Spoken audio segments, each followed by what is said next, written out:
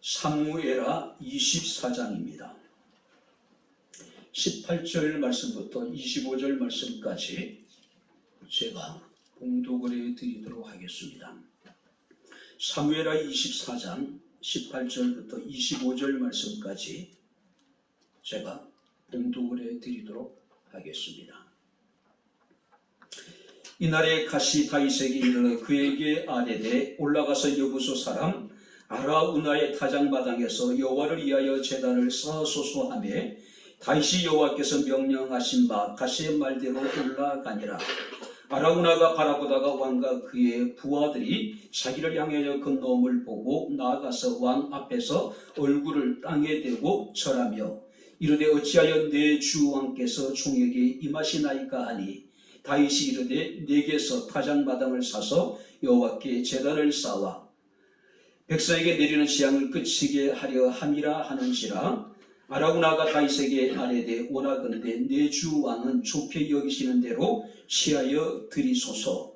번제에 대하여는 소가 있고 뗄나무에 대하여는 마당질하는 도구와 소의 멍에가 있나이다. 왕이여 아라우나가 이것을 다 왕께 드리나이다 하고 또 왕께 아뢰되 왕의 하나님 여호와께서 왕을 기쁘시게 받으시기를 원하나이다.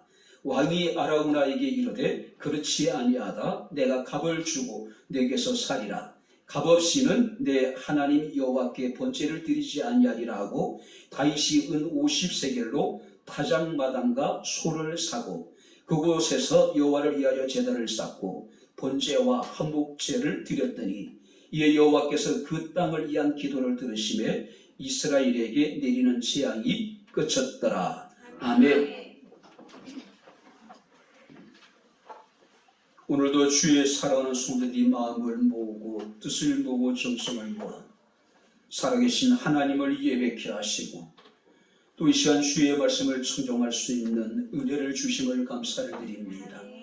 여호와여 종을 통해서 주의 말씀이 선포될 때 말씀 우리에게 은혜가 되게 하시고 위로가 되게 하옵소서.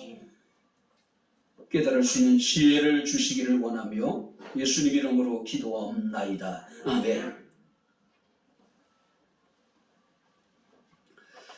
할렐루야. 자, 우리 옆에 있는 분들과 하나님 우리와 함께 하십니다. 인사하겠습니다. 하나님 우리와 함께 하십니다. 할렐루야. 과연 하나님 우리와 함께 하심을 우리가 온전히 신뢰하고 있을까? 실제로 우리의 삶을 통해서 하나님 우리와 함께 하신 그런 여러분들이 믿음의 삶을 살아가고 있을까라고 우리가 생각을 하게 됩니다. 내 의지와는 관계없이 나의 생각과는 관계없이 분명 확실한 것은 하나님 우리와 함께 하십니다. 할렐루야. 자, 오늘 이 사무엘하 24장은요 다윗의 통치 기간 중 아마 말기에 기록된 아마 그 내용이 아닌가 생각이 됩니다. 군대 장관이었던 요압이라고 하는 인물이 10달 동안 수도 예루살렘을 떠나서 전국을 돌면서 인구 조사를 했다라고 하는 것은 당시 이스라엘이 대내외적으로 상당히 안정되어져 있는 태평성대를 누리고 있을 때가 아닌가 우리가 추측이 가능합니다. 왜냐하면 군대 총사령관인 요압이 수도를 비우고 전국을 돌아다닌다고 하는 것은 이게 정치적인 안정이라든지 대외적으로 이렇게 안정된 상태가 아니라면 있을 수 없는 불가능한 상황이죠. 자, 그런데 우리가 오늘 24장 1절 말씀을 보게 되면은 여호와께서 다시 이스라엘을 향하여 진노하셨다. 자, 여호와께서 이스라엘을 향하여 다시 진노하셨다. 그렇다면은 다시라고 하는 것은 24장 이전에 하나님의 진노하심이 이스라엘 가운데 있었다는 것을 전제라고 있는 것이잖아요. 자, 그렇다면은 이 재앙에 대해서 사무엘하 21장 말씀을 보게 되면 이스라엘 전역에 3년 동안 극심한 기근이 찾아옵니다. 다윗은 왜 이 땅에 이 3년 동안 기근이 계속되는지에 대해서 하나님께 물었더니 바로 그 원인이 밝혀지게 되는데, 사울이 기브온 지역의 사람들을 학살하는 사건이 있었어요. 근데 그것이 언제 있었는지는 우리가 확인할 수가 없습니다. 여러분, 이 기브온 사람이라고 하는 것은 히족속이라고 이야기를 해요. 여호수아 군대가 본격적인 가나안 정복 전쟁을 이제 행하려고 할 때에 이 기브온 사람들이 변장을 하고 여호수아를 찾아와요. 우리는 참 멀리 살고 있는 족속들인데 하나님께서 이스라엘 가운데 행하신 일들을 기억하면서 우리가 너희들을 위해서 이렇게 정말로 양식을 준비하고 또 떡을 준비하고 여러 가지 준비해서 우리가 왔다. 우리와 사이좋게 지내자. 그랬더니 여호수아가 여호와께 묻지 않고 이 기브온 족속들과 더불어서 화친 조약을 맺어요. 근데 얼마 지나지 않아서 이 기브온 족속들이 가나안 땅에 거주하고 있는 사람들이라는 것을 알았어요.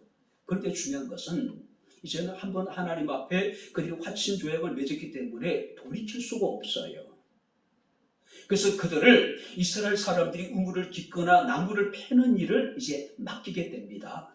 자, 그런데 이 사울의 시대에 이르러서 정확히 언제인지 모르지만 이 사울이 기브온 사람들을 학살하는 어처구니 없는 일이 벌어지게 되는 거예요. 그러니 기브온 사람들의 원한이 얼마나 크겠어요? 깊었겠어요. 그죠? 그들의 원한이 여호와께 상달되어지게 된 겁니다. 그래서 하나님께서는 화친 조약을 어기고 기브온 사람들을 살해한 이스라엘 사람들에게 3년 동안의 극심한 기근을 내리신 거예요. 결국 이제 이 다윗이 기브온 사람들을 만나가지고 이제 서로 이제 논의를 하게 되죠. 그럼 우리가 어떻게 하면 좋겠느냐? 어떻게 하면 너의 원한을 우리가 풀을 수 있겠느냐? 그랬더니 이 기브온 사람들이 사울 왕가의 7명의 사람들을 우리에게 내어달라. 우리가 그들을 처단을 하겠다는 이야기예요. 자신들에게 이렇게 이제 해를 입힌 사울 왕가 사람들을 우리가 죽이고로 자신들의 원한을 풀겠다는 이야기죠. 그래서 이 다윗이 사울과 7명의 사람들을 기브온 사람들에게 내주게 됩니다. 그리고 이제 곧 하나님께서 이 이스라엘 향한 3년 동안의 기근을 끝이게 하셔요. 자, 그리고 난 이후에 24장에 보게 되면은 하나님께서 다시 이스라엘 향하여 진노하사 그들을 치려고 다윗을 격동시키사 인구조사를 하게 하십니다. 그리고 이 일로 인하여 이스라엘 전역에 다시 기근이 임하게 돼요. 3일 동안의 전염병으로 7만 명의 이스라엘 사람들이 생명을 잃는 엄청난 재앙이 닥치게 되는 모습을 우리가 보게 됩니다. 자, 그렇다면 인구 조사를 한 것이 그렇게 7만 명의 사람들이 목숨을 잃을 정도로 중대한 범죄였을까? 그건 아니잖아요. 자, 우리가 민수기를 보게 되면은 이스라엘 사람들은 광야 생활 가운데 2번 인구 조사를 해요. 그래서 여러분들이 백성들의 수를 세다 해가지고 민수기예요. 그런데 인구조사의 목적이 뭐냐면은 이스라엘 사람들이 광야 생활을 효율적으로 하기 위해서, 다시 말해서 행정과 군사적인 목적을 위해서 인구조사를 해요. 두 번째 인구조사를 하게 되는데, 이번에 인구조사의 목적이 뭐냐면은 이제 그들이 가나안 땅을 정복하게 될 때에 인구수에 따라서 그 땅을 이제 분배하게 된단 말이에요. 그 분배의 기준을 삼기 위해서 인구조사를 합니다. 그리고 이제 오랜 시간이 지납니다. 여호수아 시대와 사사 시대를 지내고, 그 다음에 사무엘 시대를 지내고, 사울 시대를 지내고, 다윗 시대에 이르렀을 때 다윗이 통치 말기에 다시 인구조사를 해요. 그런데 중요한 것은 다윗이 인구조사를 한 이유가 있을 거 아니에요. 목적이 있을 거 아니에요. 우리가 1절 말씀을 보게 되면은 다윗을 격동시켰다고 이야기를 하는데, 격동이라는 것은 다윗에게 충동질했다는 이야기고 다윗에게 유혹을 했다는 이야기예요. 그리고 역대상 2장 11절 말씀, 1절 말씀을 보게 되면은 사탄이 일어나 이스라엘을 대적하고 다윗을 충동하여 이스라엘을 계수했다. 이스라엘 인구 조사를 심하게 만들었다. 근데 이 일로 인해가지고 7만 명의 무고한 이스라엘 사람들이 목숨을 잃었어요.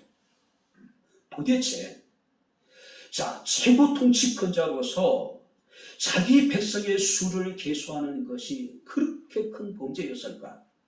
그렇게 큰 잘못이었을까? 중요한 것은 목적이에요.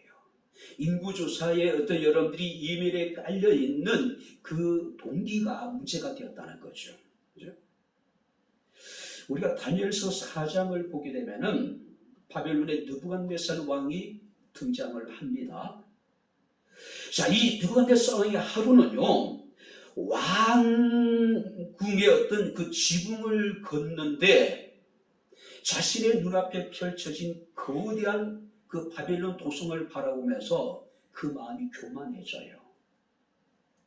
뭐라고 얘기냐면은 이 큰 바벨론은 내가 능력과 권세로 건설하여 나의 도성을 삼고 이것으로 내 이엄의 영광을 나타낸 것이 아니냐. 무슨 얘기예요?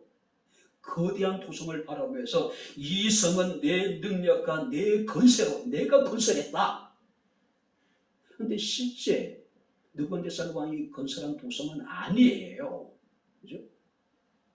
다른 사람이 이 거대한 도성을 건설을 했는데 그 영광을 자신이 취해버린 것이죠. 그리고 교만에 사로잡힌 거예요. 그 순간에 이 하나님께서는 이 느부갓네살 왕위를 빼앗아버려요. 이 느부갓네살 왕이요, 자신을 마치 짐승처럼 여기는 정신병에 들어버려요. 그래서 그 7년 동안 궁에서 쫓겨나서 하늘의 이슬을 맞으며 소처럼 풀을 먹고 그의 머리는 독수리 틀같이 그야말로 쑥대밭이 되어지고 그의 손톱은 새 발톱처럼 그렇게 되어졌다라고 이야기를 합니다. 즉 다윗이요, 굳이 인구조사를 했던 이유는 바로 여기에 있는 거예요. 하나님께서 다윗에게 함께 하심으로 다윗이 모든 전쟁에 승리를 해요. 여호와께서 다윗과 함께 하심으로 하나님께서 다윗을 형통하게 하셨단 말이에요. 그런데 이 다윗이 속으로 자기를 좀 과시하고 싶은 교만한 마음이 생긴 거예요. 그리고 자신의 백성의 수를 다시 한번 확인해 보고 싶었던 거예요. 그런데 이 이스라엘의 군대 장관이었던 요압이라고 하는 인물이 이 다윗의 속내를 정확하게 파악을 해요. 그래서 이 요압이 3절에 보니까 이런 얘기합니다. 이 백성이 얼마든지 왕의 하나님 여호와께서 100배나 더하게 하사 내 주 왕의 눈으로 보게 하시기를 원하나이다. 그런데 내 주 왕은 어찌하여 이런 일을 기뻐하시나이까? 하나님이 원하시면 지금도 100배나 더 많은 백성을 하나님이 왕에게 주실 수 있습니다. 근데 굳이 왜 왕은 이런 일을 기뻐하십니까? 이런 일을 기뻐하십니까? 그죠? 우리가 역대상 21장 3절에 보게 되면 똑같은 내용이 있습니다. 내 주께서 어찌하여 이 일을 명령하시나이까? 어찌하여 이스라엘이 범죄하게 하시나이까? 그러니까 요압에게 전국을 다니면서 인구조사를 하라고 하는 총책임을 맡겼어요. 근데 요압이요, 이것이 다윗이 불순한 의도로 교만한 마음으로 인구조사를 명령했다는 것을 알고 만류를 해요. 하나님이 원하시면 지금부터 100배나 더 많은 백성을 주실 수 있습니다. 왜 이렇게 무모한 짓을 하느냐, 어리석은 짓을 하느냐, 왜 하나님 앞에 왕이 스스로 범죄하느냐라고 만류를 해요. 근데 다윗이요, 요압 왕을 막 다붙여요. 그 요압 총사령을 다붙여요. 어쩔 수 없이 이제 요압이 이스라엘 전역을 다니면서 거의 10달이 걸쳐가 인구조사를 하게 됩니다. 근데 요압이 마음이 상해버려요. 뿔이 나요. 그래서 일부 지파의 사람들의 수를 세지 않아요. 왜? 왕이 이제 자기를 과시하고 싶은 욕심의 인구조사를 명령했기 때문에 일부러 술을 누락시켜버려요. 그죠? 결국은 하나님이 원치 않는 사탄의 충동에 의해 가지고 다윗이 교만한 마음으로 인구조사를 10개월 만에 끝을 내요. 근데 인구조사를 마치자마자 다윗이 아차 싶었던 거예요. 그때 정신이 드는 겁니다. 그래서 우리가 10절 말씀을 보게 되면은 내가 이 일을 행함으로 큰 죄를 범하였나이다. 여호와여 이제 간구하옵나니 종의 죄를 사하여 주옵소서. 내가 심히 미련하게 행하였나이다. 10달 동안은 자기 자신의 힘을 한번 확인해 보고 싶고 자기를 과시하고 싶은 욕심에 눈이 어두워서 그것이 하나님 앞에 큰 죄가 되고 그것이 하나님 앞에 미련한다는 것을 인식하지 못했어요. 깨닫지 못했어요. 근데 인구조사 다 마치고 나니까 그때야 다윗이 아차차 싶었던 거죠. 그런데 이미 때는 늦었어요. 자, 하나님께서는 가시라고 하는 선지자를 다윗에게 보내서 세 가지의 재앙을 제시합니다.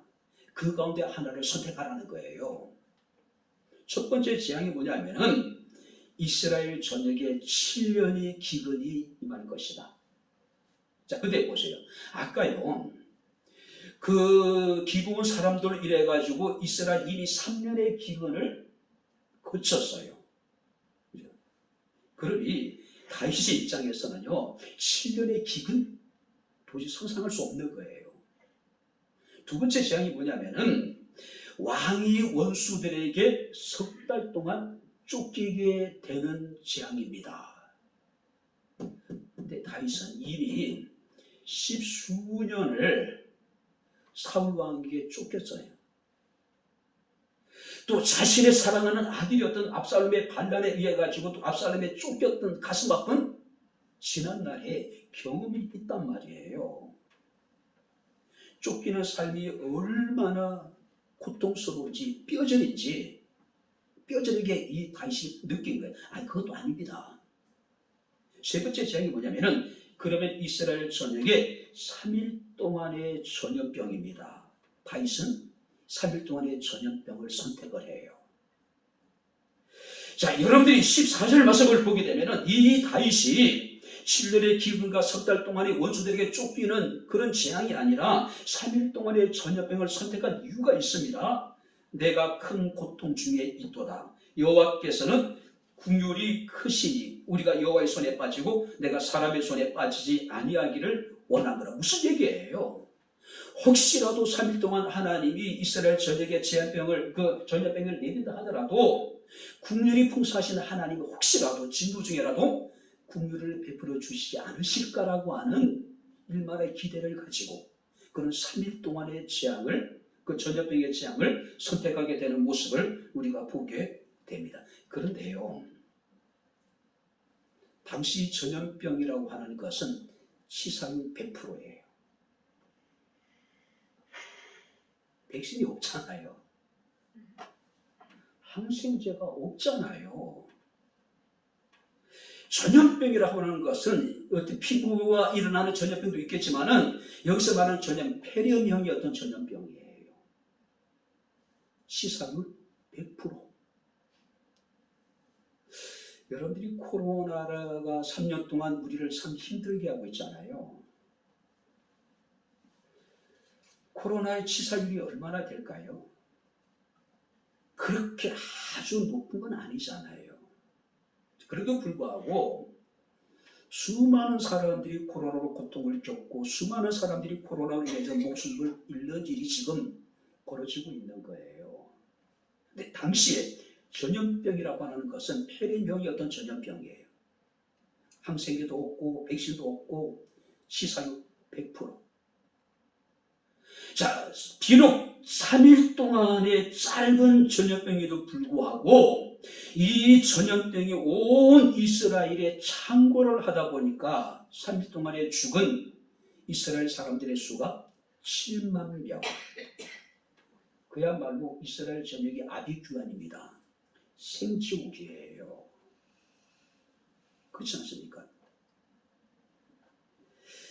여러분 코로나 초창기에 대구에서 그야말로 대참고를 하잖아요.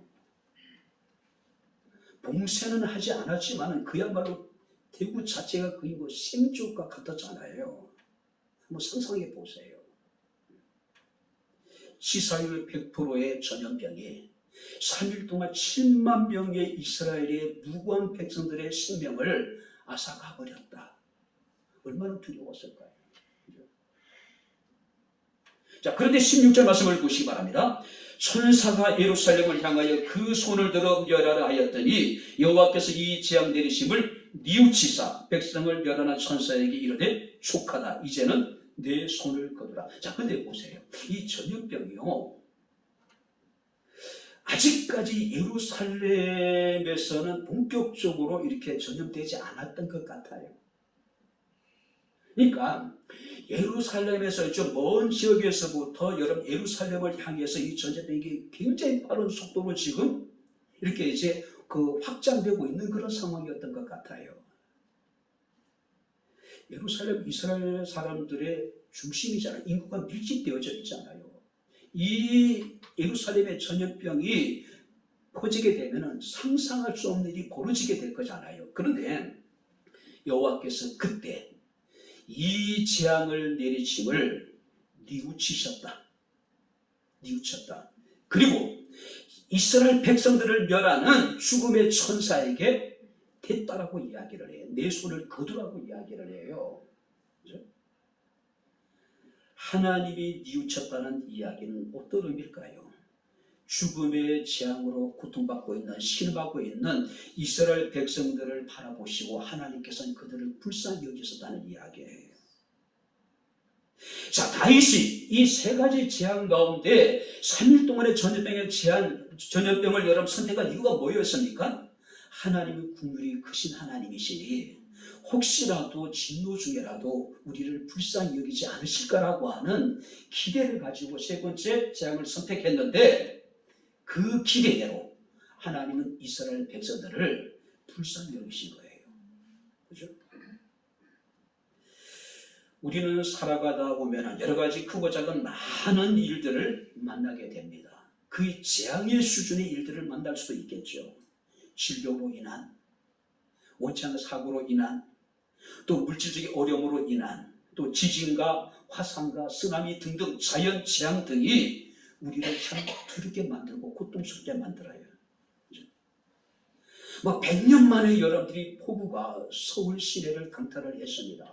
와, 저는 뉴스를 보면서 그 정도일 거라고는 생각을 못했어요. 그 정도일 거라고. 상상해 보시기 바랍니다. 적잖은 사람들이 목숨을 잃었습니다. 수많은 사람들이 엄청난 경제적인 피해를 입고 삶의 터전을 다 잃어버린 사람들. 지금 전 세계는 3년 동안 코로나로 엄청난 고통을 겪고 있습니다. 우리는 그렇다면 이런 재앙의 날에 우리가 어떤 자세로 살아가야 될 것인가, 그 해답을 우리는 본문을 통해서 우리는 찾을 수가 있는 겁니다. 오늘 시간 말씀을 살피면서 우리가 함께 은혜를 나누도록 하겠습니다. 자, 18절 말씀 우리 다시 한번 같이 읽겠습니다. 이날에 가시 다윗에게 이르러 그에게 아뢰되 올라가서 여부 사람 아라우나의 타장 마당에서 여호와를 위하여 제단을 쌓으소서 하며 여호와를 위하여 제단을 쌓으소서. 여기서 아라우나라고 하는 사람의 타장 마당은 여호와의 천사가 지금 멈춰서 있는 곳입니다. 역대상 21장 말씀을 보니까 천사가 칼을 빼고 서 있는 모습을 보고 아라우나의 그 가족들이 숨는 모습이 그려져 있습니다.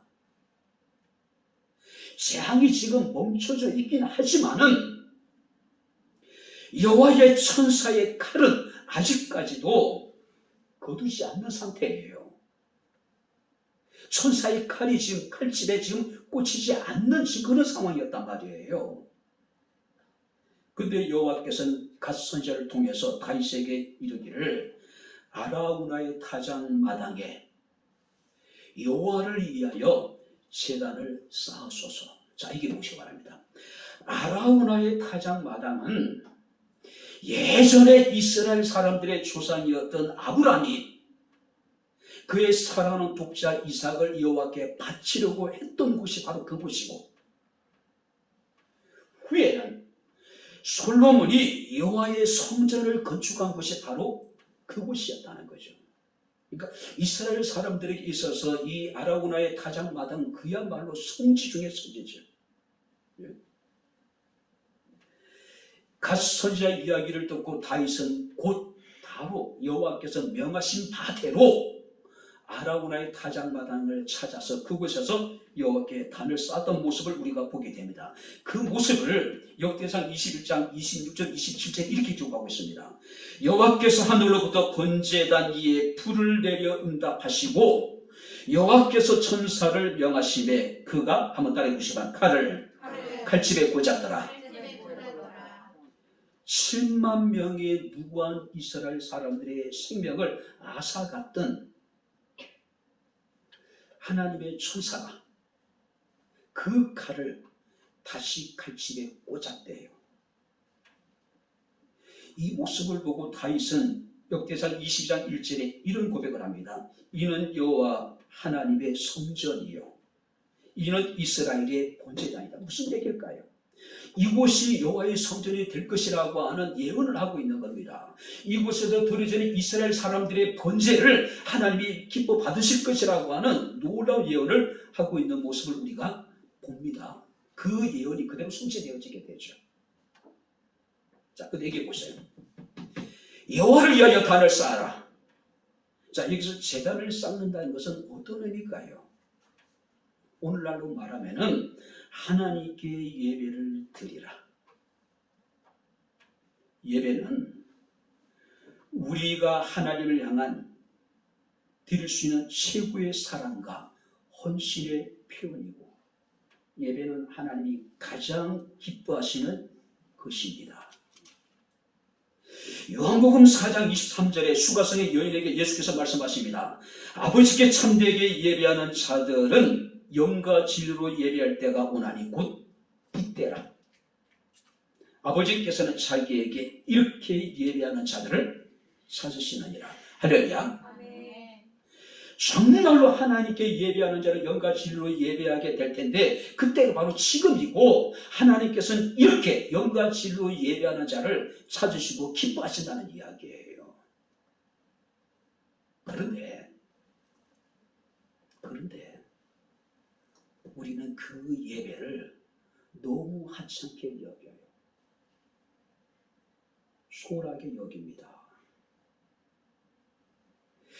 예배라고 하는 것이 내 삶에 아무런 의미가 없는 것처럼 무시해버린 사람들이 얼마나 많은지 몰라요.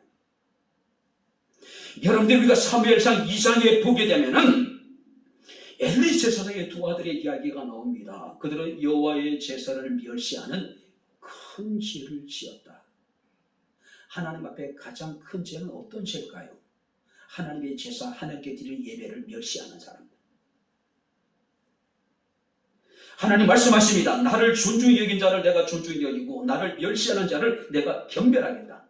하나님을 존중히 여긴다는 것은 예배를 존중히 여기고 예배를 사랑한다는 이야기입니다. 하나님을 멸시한다고 하는 것은 예배를 멸시하는 것이고, 예배를 멸시하는 그런 사람들을 하나님도 경멸하겠대요. 경멸해버리겠대요. 사무엘상 3장 14절 말씀 보니까 엘리 집의 죄악은, 그 큰 죄가 뭡니까? 예배를 멸시한 죄악이에요. 어떤 제물로나 어떤 예물로도 영원히 속죄함을 받지 못할 것이라고 말씀을 하고 있습니다. 수많은 사람들이 죽어가는 고통 속에서 하나님께서는 그들에게 아라우나의 타작마당에서 여호와께 제단을 쌓아라, 여호와께 예배를 드리라. 우리가 창세기 35장 말씀을 보게 되면 야곱의 집안에 절체절명의 위기가 찾아옵니다. 창세기 28장 말씀을 보게 되면 이 야곱이 향해 낯을 피하여 자신의 외삼촌 그 라반의 집 하란으로 도망을 가는 사건이 기록되어져 있어요. 야곱은 처음으로 아버지 집을 떠납니다. 어머니 치마복을 떠나요. 얼마나 두려웠겠어요. 그죠? 미래에 대한 불확실성, 공포와 두려움, 또 그날 밤을 만납니다. 하나님이 야곱을 찾아오십니다. 그때 야곱이 하나님의 서원을 합니다. 하나님이 나와 함께 계셔서 내가 가는 이 길에서 나를 지켜주시고 먹을 떡을 주시고 입을 옷을 주시고 나로 하여금 편안히 아버지 집으로 돌아오게 하시면 내가 하나님만을 섬길 것이라고 서원을 합니다. 내가 이 기둥으로 세운 이 돌이 하나님의 성전이 될 것이라고 이야기하고 하나님이 내게 주신 모든 것의 10분의 1을 반드시 하나님 앞에 드리겠다라고 서원을 해요. 근데 야곱이 20년 만에 돌아와요. 베델로 가야 되잖아요. 그곳에서 하나님께 서원한 것을 갚아야 되잖아요. 야곱은 베델이 아니라 세겜이라는 곳으로 갑니다. 아예 그곳에서 밭을 사서 정착을 해버려요. 야곱에게는 12아들이 있었는데 다른 딱 하나, 디나라고 하는 아이가 있었어요. 이 디나가 어느 날 세겜에 있는 여인들은 어떻게 사는지, 세겜에 있는 소녀들은 어떻게 사는지 궁금해서 세겜성에 들어갔다가 세겜성의 추장 아들에게 강간을 당해요. 큰일 났잖아요. 그죠? 이 야곱의 아들들이 분노한 겁니다. 근데 정말로 이 세겜성의 추장의 아들이 이 디나를 사랑했던 것 같아요. 그리고 우리가 결혼했어요. 결혼을 허가해 달라고 야곱에게 또 야곱의 아들들에게 디나 오빠들에게 이야기를 해요. 그랬더니 이제 야곱의 아들들이 우리는 할례를 받지 않는 이방 민족과 통혼할 수 없으니 내 동생을 너희가 아내로 맞이하기 위해서는 너희 모든 남자들이 할례를 받으라. 그러니까 그들이요, 추장 아들이 야 할례를 받자 하니까 다 받아버린 거예요. 그리고 가장 고통스러운 시간, 야곱의 아들들이 세겜성에 쳐들어가서 무차별적인 살육을 벌여요. 이것은 세겜성과 야곱 집안의 전쟁입니다. 얼마나 두려웠겠어요. 그때 하나님께서 야곱에게 나타나셔서 말씀하십니다. 일어나 베델로 올라가라. 하나님께 제단을 쌓아라. 그때 이 야곱이 자기 집안에 있는 모든 사람들에게 우리가 일어나서 베델로 올라가자. 내가 환난 날에 내게 응답하시며 내가 가는 길에서 나와 함께 하신 하나님께 내가 거기서 제단을 쌓겠다라고 이야기를 해요. 근데 그들이 예배를 드리기 위해서 베델로 올라갈 때 하나님이 세겜성에 있는 사람들의 마음에 두려움을 주셔서 야곱의 아들들을 추격하는 사람들이 아무도 없었다라고 이야기를 합니다. 절체절명의 가정의 위기가 언제 해결됩니까? 온전한 예배를 하나님 앞에 회복될 때 가정의 문제도 해결된 거예요. 사랑하는 성도 여러분들, 하나님이 아브라함을 그렇게 사랑했던 이유가 뭘까요? 아브라함의 일생을 여러분들이 자세히 우리가 성경을 통해 살펴보게 되면은 아브라함은 다른 사람들과 별반 다를 것이 없어요. 자신의 안전을 위해서 자신의 아내조차도 자기네 누이라고 속이고 팔아먹은 인간이에요. 속된 표현으로 남편으로선 등신 같은 인간이에요. 그렇지 않습니까? 근데 그럼에도 불구하고 이 아브라함의 삶을 보게 되면 한 가지 특징이 있습니다. 아브라함은 가는 곳곳마다 여호와 이름을 부르며 여호와께 단을 쌓더라. 할렐루야. 여호와 이름을 부르며 여호와께 예배를 드렸다는 얘기예요. 어디에 가든지 간에 하나님이 그런 아브라함을 기뻐하신 것이죠. 어떤 상황 속에서도 예배가 회복되고 하나님께 드린 예배를 존중히 여기고 사랑할 수 있는 저와 여러분들의 삶이 될 수 있기를 주님의 이름으로 축원합니다. 코로나가 아무리 재앙을 하더라도 이때 우리가 해야 될 일 뭐라고요? 예배 회복이에요. 예배 회복. 비겁한 변명, 핑계, 더 이상 하나님 앞에 통할 수 있을까요? 두 번째 말씀을 보시기 바랍니다. 우리 다시 한번 여러분들이 성경을 찾아보도록 하겠습니다. 자, 24절을 우리 같이 읽겠습니다. 왕이 아라우나에게 이르되 그렇지 아니하다. 내가 값을 주고 내게서 살리라. 값없이는 내 하나님 여호와께 번제를 드리지 아니하리라 하고 다윗이 은 50세겔로 타작마당과 소를 사고. 온전한 희생의 제사, 싸구려 하나님 앞에 제사를 드리지 않았다는 이야기예요. 싸구려, 가치 없는. 아라우나가 타작을 하고 있다가 다윗 왕과 그의 부하들이 오는 모습을 보고 급히 달려가 엎드려서 절을 하죠. 그때 다윗이 자신이 이곳을 방문하게 된 목적을 설명을 합니다. 내게서 타작마당을 사서 여호와께 단을 쌓아 백성에게 내리는 재앙을 그치게 하려 한다. 그때 아라우나가 뭐라고 이야기합니까? 내 주 왕은 좋게 여기는 대로 취하여 드리소서. 왕이 생각하는 대로, 원하는 대로 내 집안에 있는 모든 것을 취하여 하나님께 제사를 드리십시오. 예배를 드리십시오. 그 얘기를 해요. 번제에 대해서는 여기 소가 있습니다. 때를 나무에 대해서는 마당지라는 농사의 도구가 있고 소의 먹이가 있습니다. 왕이여, 아라우나가 이것을 다 왕께 드립니다. 더 나아가서 왕의 하나님 여호와께서 왕을 기쁘시게 받으시기를 원하나이다. 와, 아라우나는요 자신의 모든 것을 다 내놔요. 타작마당도, 하나님 앞에 희생의 제물을 드릴 소도, 또 그 소를 불태워 드릴 뗄 나무도 다 여기 있습니다. 왕이 원하는 대로 다 취하여 하나님께 드리십시오. 보세요. 소, 또 농사 짓는 도구, 소의 멍에. 자, 이스라엘 사람들에게 있어서는 가장 중요한 것들이에요. 이것들을 아낌없이, 아무런 대가 없이 왕에게 드리는 겁니다. 그때 다시 이런 얘기합니다. 그렇지 아니하다.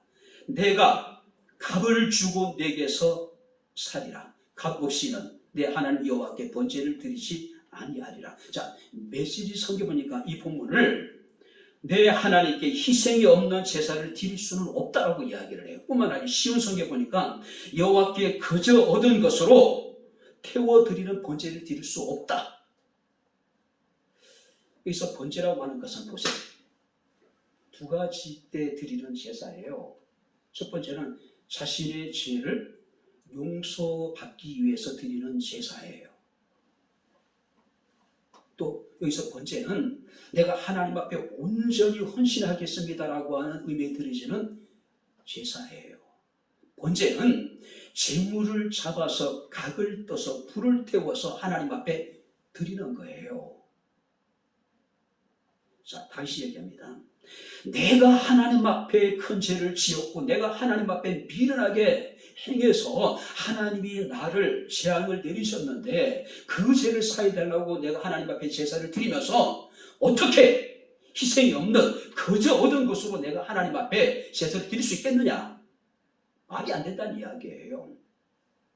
내가 하나님에 대해서 온전한 헌신을 다짐하는 번제를 드리면서 어떻게 공짜로 얻은 것을 하나님 앞에 드려서 제사를 드릴 수 있겠느냐는 이야기예요. 본 헤퍼라고 하는 독일의 신학자는 싸구려 은혜를 이야기를 해요. 싸구려 은혜라고 하는 것은 그리스도를 따름에 따른 고난이 없는 은혜. 자, 그리스도의 제자로서 삶이 없는 신앙생활. 그러니까 행함이 없는, 희생이 없는, 헌신이 없는 그런 신앙생활을 싸구려 믿음. 그런 것이 없이 하나님께 구하는 것을 싸구려 은혜라고 이야기를 하는 거예요. 자, 제가 어제 저녁에 이 말씀을 묵상하면서 그런 생각을 해봤습니다. 내가 하나님 앞에 제사를 드리려고 하는데 아라우나 같은 사람이 내게 등장해서 목사님께 헌금을 드리는데 내가 다 준비했습니다. 이것을 드리십시오. 그럼 저는 무슨 생각할까요? 와, 여호와 이래. 할렐루야! 그렇잖아요. 하나님이 다 예배해 놓으셨구나. 아, 고맙습니다 권사님, 고맙습니다 집사님. 내 건 하나도 희생하지 않고 자기 헌신 없이 거저 얻은 것으로 희생이 없는 제사를 드리면서 내 죄를 사해달라고, 내가 하나님 앞에 오직 내 삶을 드리겠습니다라고 얘기하면은 그건 어불성설이죠. 하나님을 조롱하는 거죠. 자기 희생 없이 거저 얻은 것으로 내가 하나님 앞에 하나님 드립니다. 내 죄를 용서해 주세요. 자기 것을 하나도 희생 없이 하나님 이것을 드립니다. 남의 것을 가지고 내 헌신을 받아 주십시오. 하나님 뭐라고 얘기할까요? 장난치냐? 네가 지금 날 놀리냐? 그렇게 하지 않으실까요? 우리가 여러분들이 역대상 21장에 보니까 다윗은 아라우나에게 이런 얘기합니다. 내가 반드시 한번 따라해보시면 상당한 값으로 살리라. 여기 상당한 값이라고 하는 의무를 보니까 최고의 충분한 넘칠 정도의 풍성한 가격을 내가 너에게 쳐주겠다. 공짜로 거저 얻은 것으로 희생이 없는 제사는 드리지 않겠다라고 이야기하는 거예요. 결국 다윗은 아라우나라는 사람에게 이 타작마당을 50세겔을 주고 사요. 이 값은 소와 도구와 그 타작마당값, 50세겔이 얼마일까요? 현대 화폐로 계산하면 1000만원이에요. 1000만원. 그런데 역대상 21장 25절 말씀을 보니까 후에 다윗이 그곳에 성전을 지으려고 땅을 넓히면서 금 600세겔을 줘요. 그래서 금 600세겔은 6억이에요. 처음에는 제단을 쌓기 위한 목적으로 타작마당을 조금 사요. 1000만원을 주고, 나중에는요 이곳에 여호와의 성전을 건축하기 위해서 금 600세겔 6억 원을 주고 그 땅을 다시 사요. 그리고 솔로몬은 그곳에다 여호와의 성전을 건축하게 되는 거예요. 곡자는 이런 얘기합니다. 왕으로서 왕께 드렸다. 왕답게 왕에게 드렸다. 6억의 땅을, 그 시골 땅이잖아요.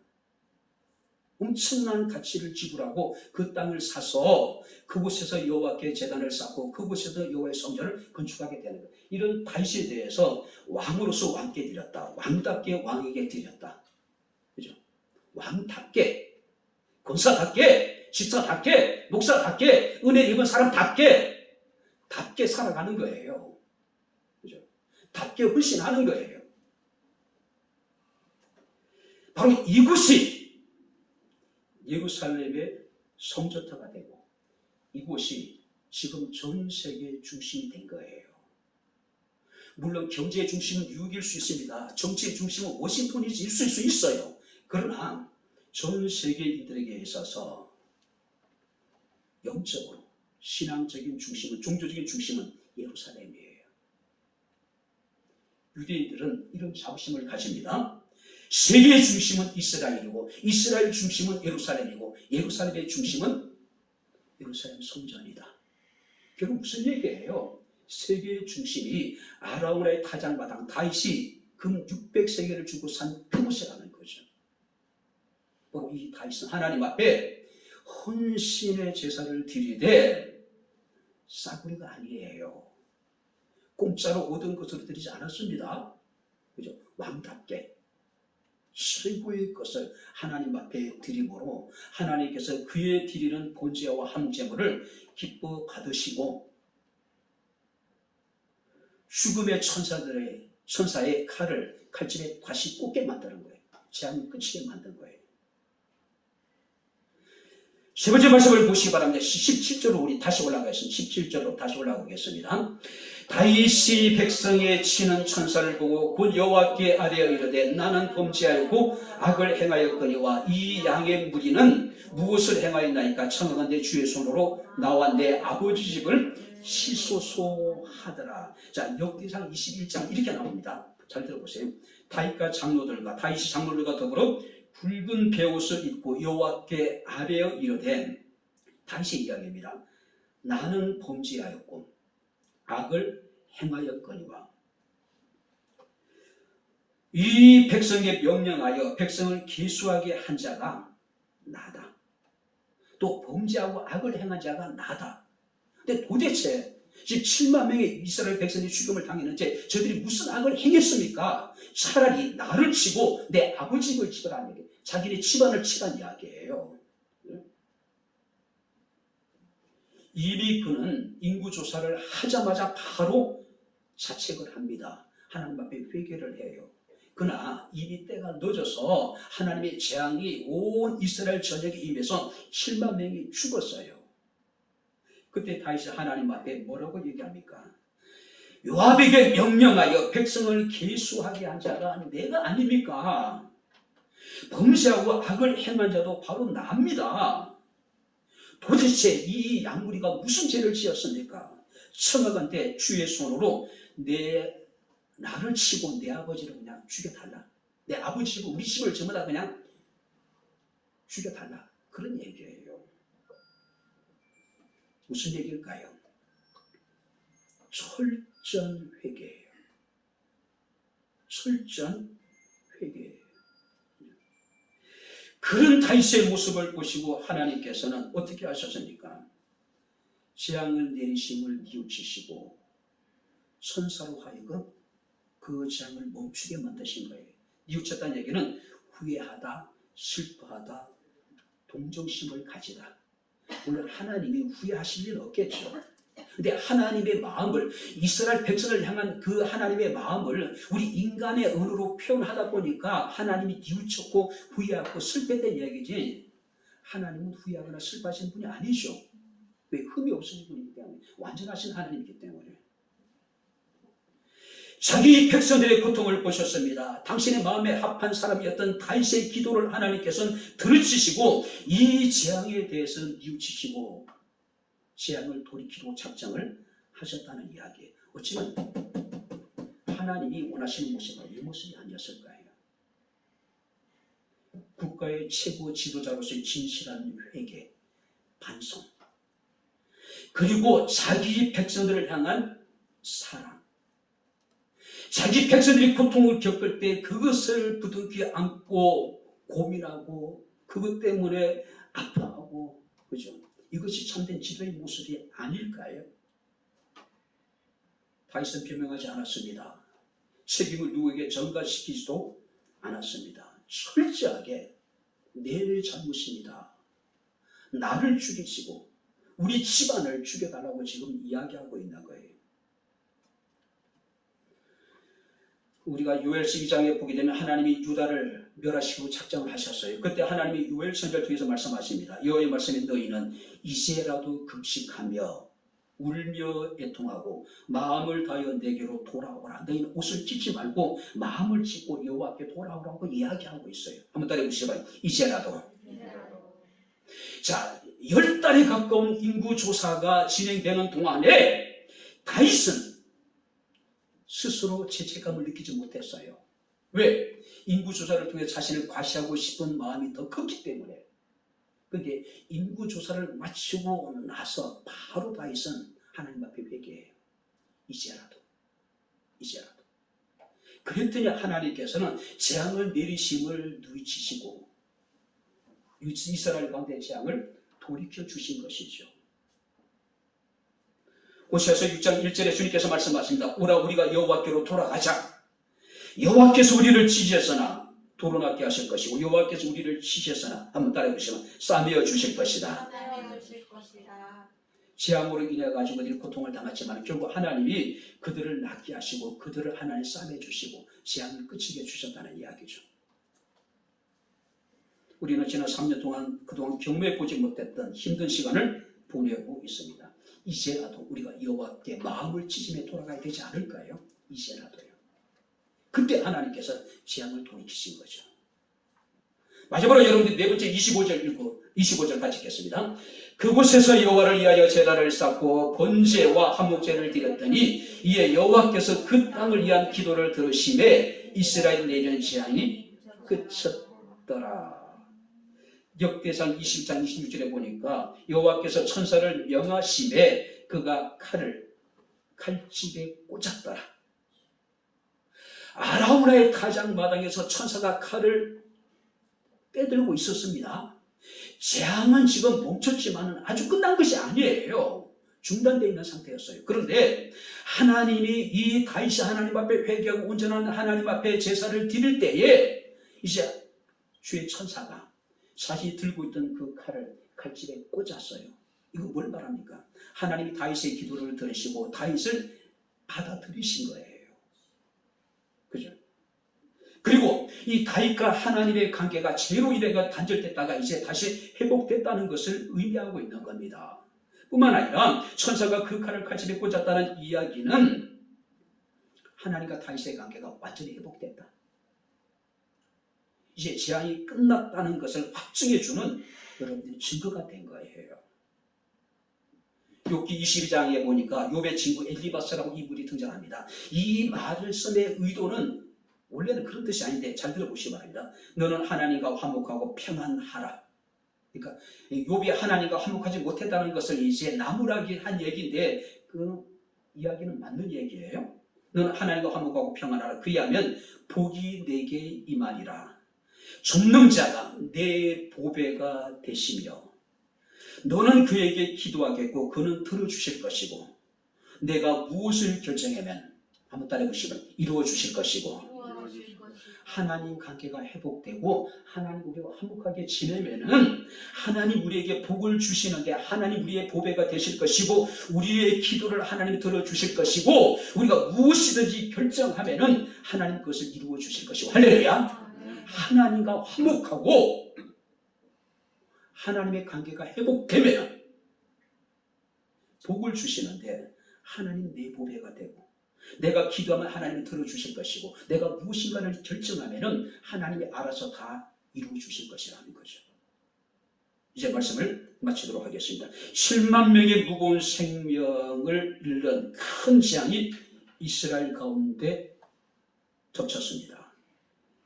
끝이 보이지 않는 것 같은 무시무시한 그 재앙입니다.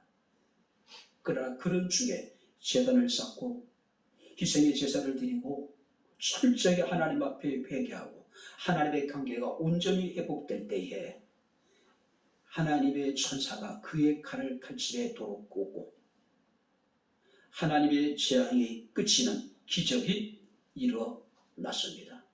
코로나가 재유행을 하고 있습니다.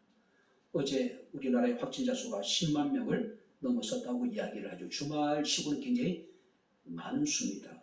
우리 교회도 지금 코로나로 살지 못하죠. 지금도 이번 주 한 가정이 코로나로 인해가지고 지금 예배 참석하지 못하고 있는 상황이죠. 우리가 시편 91편은 우리에게 재앙의 날에 우리가 어떻게 될 것인가를 이렇게 잘 규율해 주는 말씀이 아닐까 생각이 됩니다. 읽고 마치도록 하겠습니다. 지존자의 은밀한 곳에 거주하며 전능자의 날개 그늘 아래 사는 자여. 지존자의 은밀한 곳, 전능자의 날개 그늘 아래 사는 자여. 그가 너를 그의 깃으로 덮으시리니. 할렐루야. 우리 하나님께 비하면 하나님이 날개 깃으로 우리를 포근하게 감싸 주신대요. 너는 밤에 찾아오는 공포와 낮에 날아오는 화살과 어두울 때 퍼지는 전염병과 밝을 때 오는 재앙을 두려워하지 아니할 것이다. 1000명이 내 왼쪽에서 10,000명이 내 오른쪽에서 엎드러지나 이 재앙이 내게 가까이 하지 못하리로다. 할렐루야. 왜냐하면 그가 너를 위하여 그의 천사들을 명령하사 내 모든 길에서 너를 지켜주실 것이다. 우리에게, 우리의 가정에, 우리 교회에 코로나로 인해서 고통을 당하고 있는 이 땅에 이런 하나님 은혜가 함께할 수 있기를 주님 이름으로 축원합니다. 기도하겠습니다. 하나님 아버지, 하나님의 은혜와 사랑을 진심으로 감사합니다. 우리가 재앙의 날에 지존자의 은밀한 곳에 거주하며 전능자의 날개 그늘 아래 피하게 하옵소서. 아버지, 우리가 여호와께 제단을 쌓고 이생의 제사를 드리며 철저히 하나님께 회개함으로 하나님의 관계가 회복되게 하셔서 이 재앙의 날에 우리가 보호하심을 받으며 이 재앙이 속히 지나가기까지 우리가 주의 평안을 누리며 안전함을 누리게 하옵소서. 예수님 이름으로 기도하옵나이다. 아멘. 이제는 우리 주 예수 그리스도의 은혜와 하나님의 크신 사랑과 성령님의 교통 교전의 제 충만 역사 인도하시니 주님 앞에 나와 살아계신 하나님을 영과 진로 예배하며 주의 이름에 합당한 찬송과 영광을 돌린 주의 사랑하는 모든 성도들 머리머리에 저들의 가정과 직장과 사업장과 이 교회와 이 나라 이 민족 위에 지금부터 영원토록 함께 있을지어다.